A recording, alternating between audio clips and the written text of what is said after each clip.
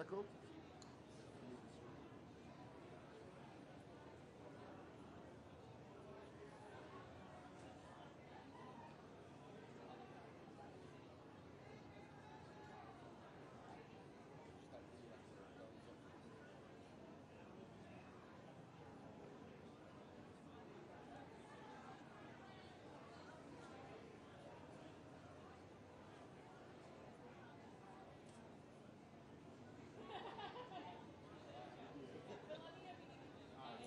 Okay, do you have a line by line? No, but if you have one, you can't go wrong with that. I'm gonna say your name 7 times. Thank you, Natalie. Thank you, TJ. Yep. Hey, we got it. If you need to ask again, it's okay. Yes.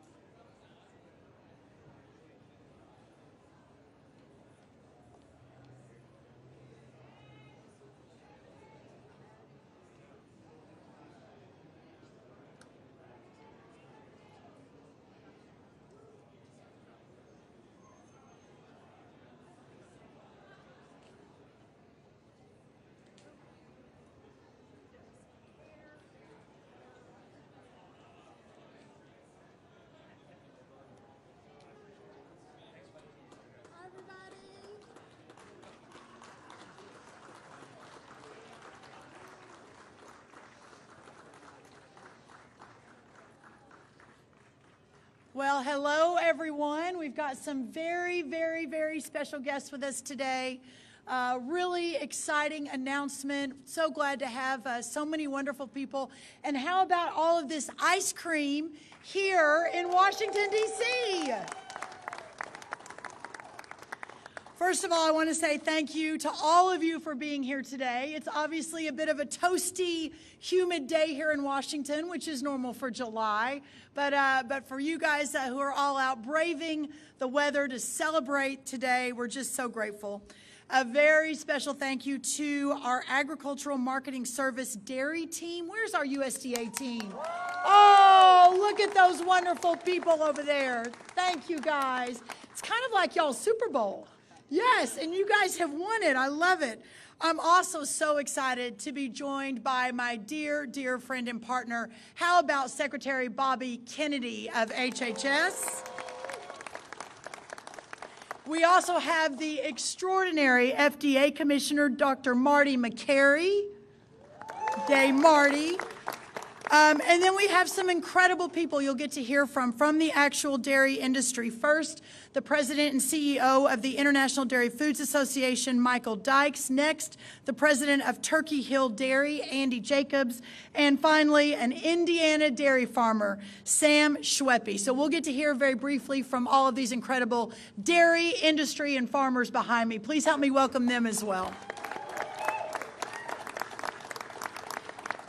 I really want to say first and foremost how grateful we are at the Department of Agriculture to have the opportunity to partner with Secretary Kennedy and his wonderful team to represent the American agricultural community and to work together to improve the health outcomes of our kids and our families.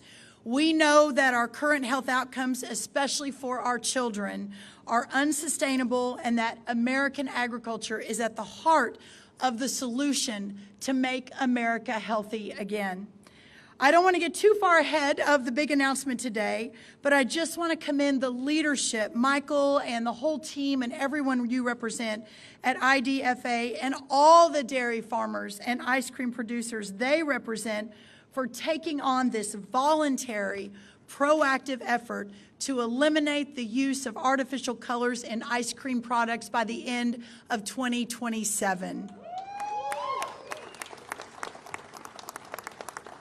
Because of this historic partnership between USDA and HHS, and I will say it is an unprecedented partnership, but also because of leadership of organizations like IDFA and again, all the farmers and producers they represent, we are driving meaningful change to make America healthy again.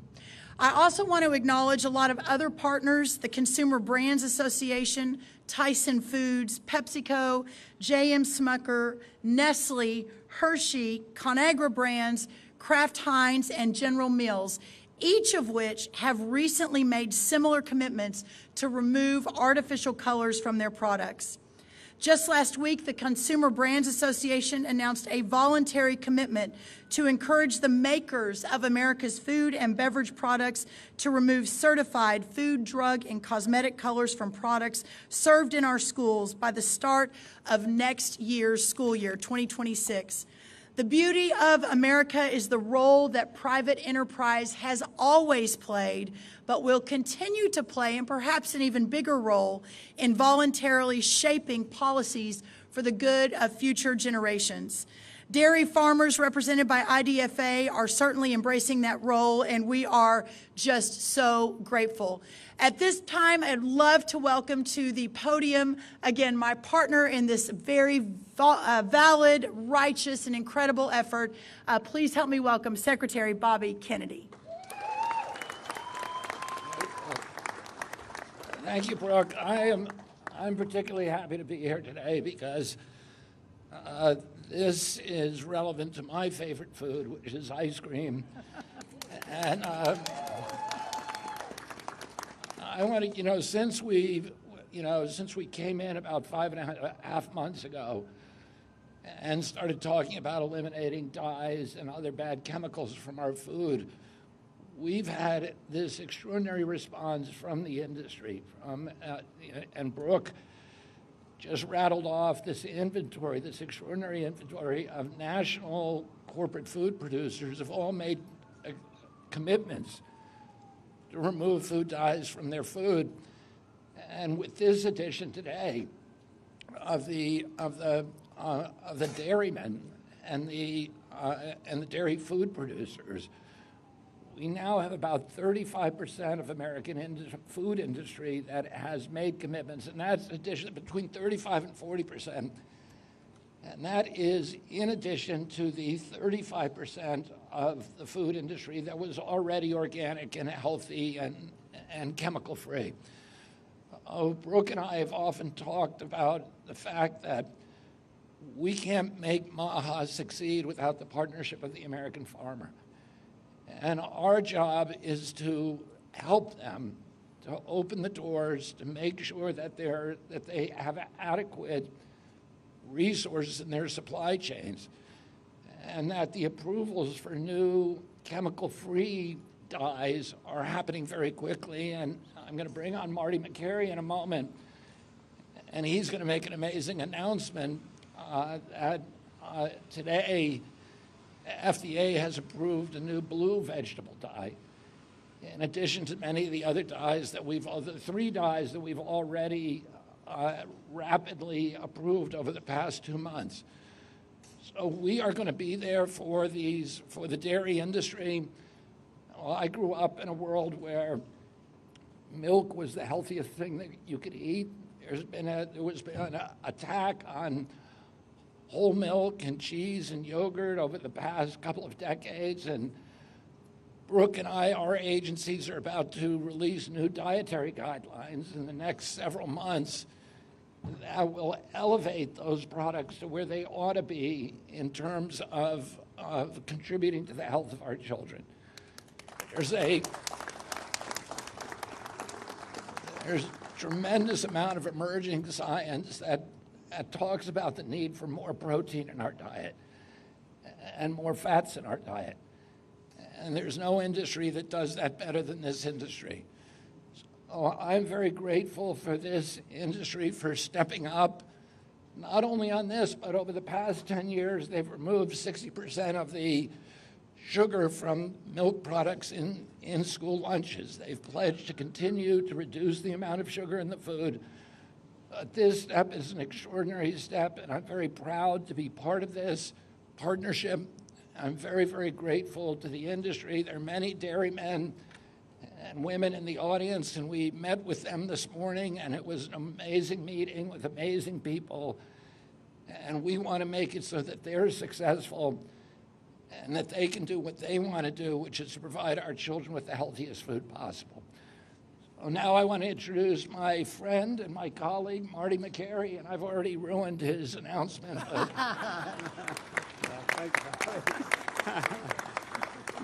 Thank you, Secretary Kennedy and Secretary Rollins. We wouldn't be here were it not for both of your vision to make this happen, so thank you. Secretary Rollins, you've been the perfect partner in this. When we first said we want to remove all 9 petroleum-based food dyes from the U.S. food supply and do it soon, the naysayers said it would not be possible. And here we are weeks later with an announcement that nearly 40% of food manufacturers have raised their hand to say, yes, we agree. There are no Democrat or Republican children in America. They are children. And so we can do this because we now have enough reason to be concerned about these petroleum-based food dyes. We don't need to wait for a 10-year randomized controlled trial. Parents are telling us that when a kid has abnormal behavior and they try reducing or eliminating petroleum-based food dyes, they have seen behavior improve. That is data.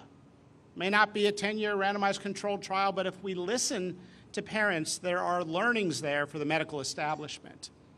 There are also randomized controlled trials also raising these health concerns with the petroleum-based food dyes. Now, we believe in options, so that means we want natural dyes to be available to food makers and ice cream makers. Normally, Every couple years, the FDA will spit out one natural food dye approval.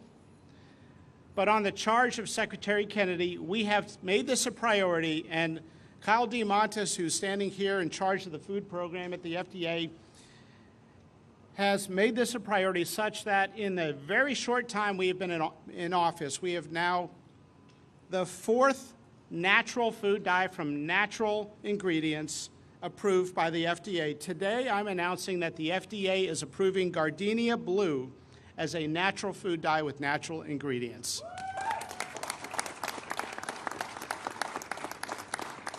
We believe in options, and we believe in incremental improvements in health. The sickness of American kids is not a willpower problem. It's not their fault. We can do things that will make the food supply healthier one step at a time. So with that, I just want to reemphasize that this is a renaissance moment in health in America, and part of that is rewriting the broken food and nutrition guidelines of the United States. No longer are we going to have a broken food pyramid and a continuation of a 70-year demonization of natural saturated fat that began with Dr. Ansel Keys. We are going to have dietary guidelines that are based on science, not based on medical dogma. So with that, I want to say thank you, and thanks for giving me a few minutes here. Thank you. That was beautiful. Thank you. Thank you, Dr. McCary, another incredible warrior. And I know he recognized Kyle Diamantis standing behind us, but I think Secretary Kennedy and Dr. McCary and I all agree that while we often get to stand up here and take a lot of credit, it's really the people who were working behind the scenes that make it happen. So a big shout out to Kyle and the entire team at HHS and USDA and FDA. So thank you. Right now, what a joy. Michael Dykes, CEO of the International Dairy Foods Association, a member of our Agricultural Policy Committee and a real driver in this effort. Please help me welcome the great Michael Dykes.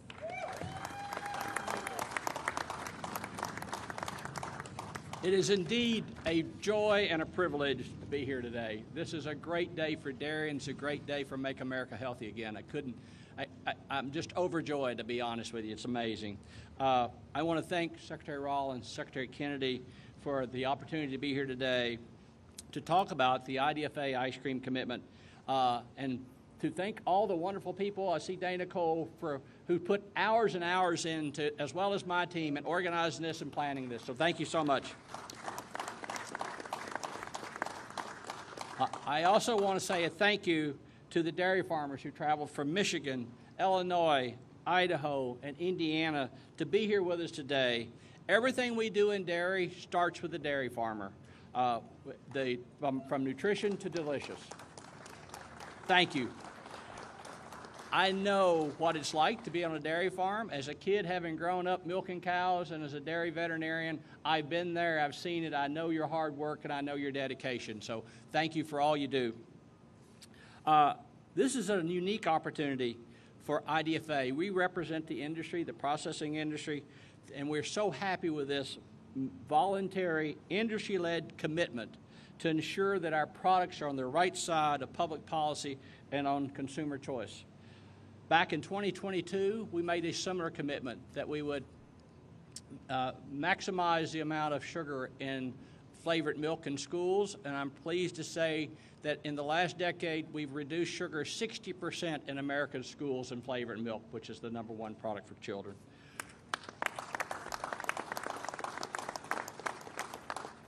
Earlier this year, we made a commitment that we would eliminate the certified artificial colors. The company stepped forward that they would eliminate the certified artificial colors in dairy products sold in schools, milk, cheese, and yogurt. Another commitment that our industry stepped forward with the member companies coming forward and making those commitments. And today, it's about celebrating ice cream and honoring the history of ice cream in America by making sure that we continue to offer the products that consumers know and love. This announcement today represents over 40 individual ice cream companies.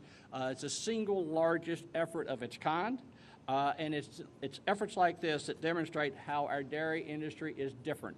Our dairy industry was built on families. Many of these processing industries, processing organizations started off on a single farm with a creamery, and years and years and generations later, they've grown into major companies. It is the dedication, it's the hard work, it's the commitment that our industry is committed to doing right and serving nutritious, healthy products to all. So on behalf of all of them, I am grateful to be here today. I'm grateful to our IDFA members, all of our ice cream companies, all of the dairy farmers, and to Secretary Rollins and Secretary Kennedy for being such staunch champions of dairy. Thank you. Thank you for being here. Well done. Well done. Thank you so much, Dr. Dykes. Next, Andy Jacobs, the CEO of Turkey Hill Dairy and chairman of the International Dairy Food Association's Ice Cream Board. After Andy finishes, we'll hear from a dairy farmer herself, Sam Schweppe from Indiana, who milks, I think, 95 cows. What a joy, Sam. You are the reason we're able to do all of this, you and whom you represent. And then we'll take questions from the press, just a few, and then we'll be scooping some ice cream. So with that, Andy, please join me at the podium. Thank you for being here. Thank you, Secretary Rollins, Secretary Kennedy, Commissioner McCary, for the opportunity to speak today about this significant voluntary industry-led commitment to remove certified artificial colors from commercially produced ice cream products. I am Andy Jacobs, chair of the IDFA Ice Cream Board and chief executive officer of Turkey Hill Dairy, one of the nation's premier ice cream brands. Today's announcement represents a commitment by dozens of individual ice cream companies, from small independent companies to family-owned companies going back generations to large multinationals. We have all come together as the ice cream industry to lead major change and to make this commitment to remove artificial colors. And you may ask, why are we taking this action today? There are three good reasons. First, many of the commercial ice cream manufacturers have already phased out certified artificial colors, and many others are currently working with suppliers to phase them out as quickly as possible.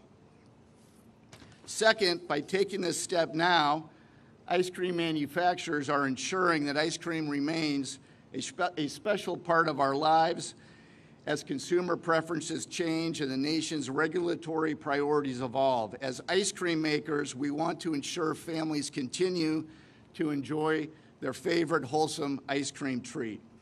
And third, this is about showing consumers and our communities that we are stepping up. We know that Americans eat roughly 19 pounds of ice cream a year. Think about that. We also know that ice cream is important to our dairy farmers, our ice cream making communities, and our food retail partners. U.S. ice cream contributes almost $12 billion to the U.S. economy and supports over 27,000 dairy industry jobs.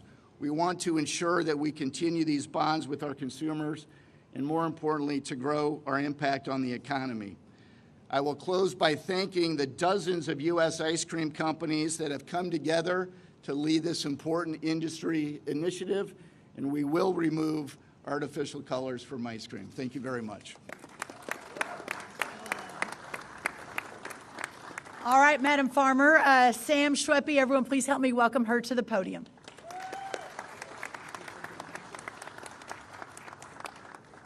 Good afternoon, everyone. Thank you very much to Secretary Rollins and Secretary Kennedy for the opportunity to speak today about my favorite dairy treat, ice cream, and about my family's dairy. I also want to thank the other dairy farmers who are here with me today. For families like ours, ice cream is much more than just a treat or a dessert. It's how we make our living and how we support our families and our communities.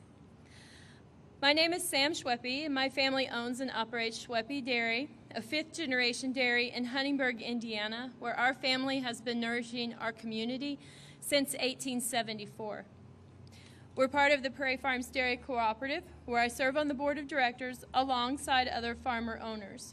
With grown sons who do the daily operations on our farm, I also work off the farm for Fresh Connect Central, which is a social enterprise arm of Gleaners Food Bank in Indianapolis, and that is a member of the Feeding America Network. I've lived on an operating dairy my entire life. And growing up, my parents were foster parents, and I personally observed the importance of good nutrition and the transformation it can make in a human being. I'll never forget one of my brothers arriving to our family at the age of 9 with gray hair, bald patches on his head, and skin flaking off of his body due to a lack of nutrition. After 1 month of regular meals, including the dense nutrition provided by whole milk and dairy products, and of course, our regular weekend ice cream parties, he transformed into a little freckle-faced, red-headed boy, and this memory is core to my mission to feed children. As identified by the Dietary Guidelines for Americans, milk contains many of the nutrients of public health concern, including calcium, vitamin D, and potassium, and of course, protein. These nutrients are often underconsumed in the United States population, and they're linked to various health issues. It is essential we consume good, wholesome food products. That is what we're here to say today and to promise to America. Products containing real dairy are the most nutritious options, and even though ice cream is decadent and has calories, it sure beats the heck out of candy and soda pop for a sweet treat. Because ice cream is also packed with nutrients, and it's made from real wholesome milk, and it delivers a powerful nutrient package. So I'm just inviting everyone here, let's all join in the spirit and make sweet great again and enjoy some ice cream. I really appreciate you including the farmer's voice in today's events, and we at Prairie Farms are pleased to join this commitment along with dozens of other ice cream makers and dairy farmers across the United States of America. Thank you. Thank you, Sam. Okay, we'll take a couple of questions for any of us, but Secretary Kennedy and Dr. McCary and I are open to it, and then we'll scoop some ice cream. Any questions? You guys have any questions? Yes, ma'am. And please announce who you're with as well. Oh, sorry. Thank you. Oh, great. My name is Julie. I'm with NBC News, and I have a question. I know we're making America sweet again with this announcement. Dr. Oz said earlier that Medicaid will be there for the American people when they need help, but they have to stay healthy themselves. So do you believe in the suggestion that Americans on Medicaid should stay healthy? Does ice cream fall into that category? And then Secretary Kennedy, while I have you, what do you make of lawmakers' calls for you to declare measles a public health emergency? Thank you.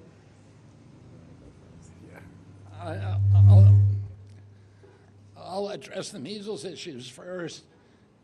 There's a international measles outbreak right now. We are doing probably better than any, well, certainly better than any of the other industrial countries in the world in controlling it.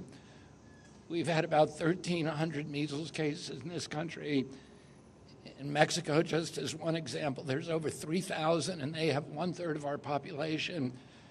There's about 3,000 in Canada, and they have 1/8 of our population. In Britain or in Europe, there are, I think, over 12,000 cases. And so we've done a very, very good job at controlling it. We have all the places where there's outbreaks. The outbreaks are actually declining. We have CDC teams everywhere where governors have requested it. And we are also taking care of those populations that don't want to vaccinate. Most of the cases are unvaccinated Americans. There are some populations that do not want to vaccinate. We're making sure that there are protocols for treating people who actually get measles. So, if in the individual states, if there are issues, we are there for them. But we don't at this point consider it a national emergency. What was your first question? Medicaid and health. Dr. Oz's comments earlier that Medicaid will be there for Americans when they need it, but Americans should also do their part to eat healthy, especially if they're getting Medicaid health services. Do you agree with that connection? And where does ice cream fall into that, especially with today's announcement? I don't think Dr. Oz ever intended to say that Medicaid health services should only be available to people who eat well. That's not, Medicaid is available to people who qualify for Medicaid, and it will continue to be so. President Trump has committed to preserving Medicaid for all those Americans who qualify for it. as well as Medicare. But you look at the landscapes. We have the highest health care costs of any country in the world, and we have the sickest population. And one of the reasons for that is the food that we're eating. And we know that many diabetes cases can lose more than half, can lose their diagnosis simply by changing their diet. And so this administration wants to encourage Americans to take control of their own health, to eat right, to have lifestyle changes that save us all, and that's the patriotic thing to do, not only for our country, but for every individual American. It's a patriotic duty to keep ourselves healthy. And I'll very quickly answer that too. Medicaid is bankrupting almost every state. It's taking between 30, 40, 45, 50% of the state budgets and has for a really long time. For those of us who come from state policy, we know this very, very well. But one of the focuses of myself and Secretary Kennedy is changes to the SNAP program, which y'all have been great at covering. But the fact that the #1 purchase of taxpayer dollars in the SNAP program, which that with a few other nutrition programs at USDA spends $405 million a day, when the #1 purchase item in there is sugary drinks and junk food, frankly, we have to make a change. So there is a lot wholesale across the government that we can do, but there's also a recognition that a lot of these communities that are part of the Medicaid program, they don't always have access to healthy food. So we have to do a better job through our nutrition programs, through our partnerships, et cetera, of ensuring that those communities have access to healthy foods that can make the choices that Dr. Oz, I believe, very articulately outlined. So on the back end, we have programs that are not bankrupting our government. But thank you for that question. And we've got one more question. Hi, Christina Peterson with Bloomberg. Both Secretary Kennedy and the FDA Commissioner mentioned saturated fats and evolving science on that. Could you expand a little bit on how your thinking has shifted, or how you believe the science has shifted? Look, since Ancel Keys in the 1960s decided to demonize saturated fat with a hypothesis that was supported with data that was incomplete and methodologically flawed in his 7-country study, the medical establishment started with a robust debate in the New England Journal of Medicine among academics of the National Academy. But that debate ended in the 1970s because there was groupthink. The medical establishment locked arms and walked off a cliff together, insisting that the reason for heart disease in the United States was that people were not eating skim milk and no-fat and low-fat foods, ignoring the roles of refined carbohydrates and so many other things that drive general body inflammation, which is the precursor of fat deposition in the arteries. Well, that dogma still lives large, and you see remnants of it in the food guidelines that we are now revising. So we're going to ensure that the new guidelines are based on science and not medical dogma. Thank you for that question. All right, y'all. Secretary Kennedy and I are now going to scoop some ice cream. Apparently his favorite is mint chocolate chip, minus the green food dye. And mine is just regular chocolate chip. So we're going to scoop some ice cream. Thank you all for being here with us today. We really, really appreciate it. Many more exciting announcements to come. Thank you all.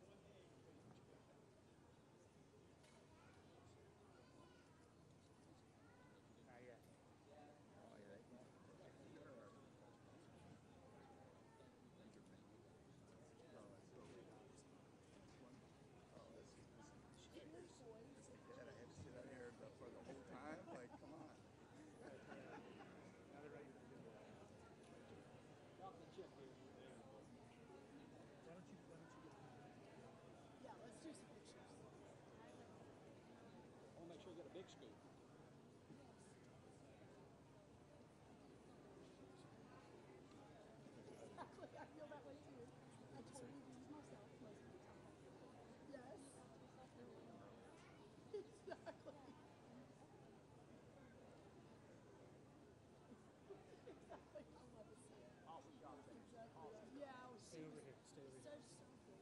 Stay over here. There we go. Caroline.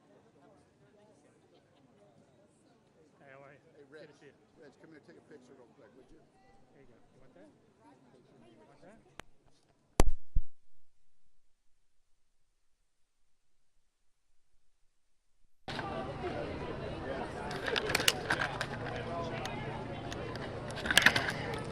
And they're gone.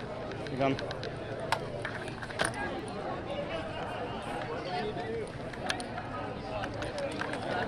Oh, crap. Got it. Okay, you're good. Okay.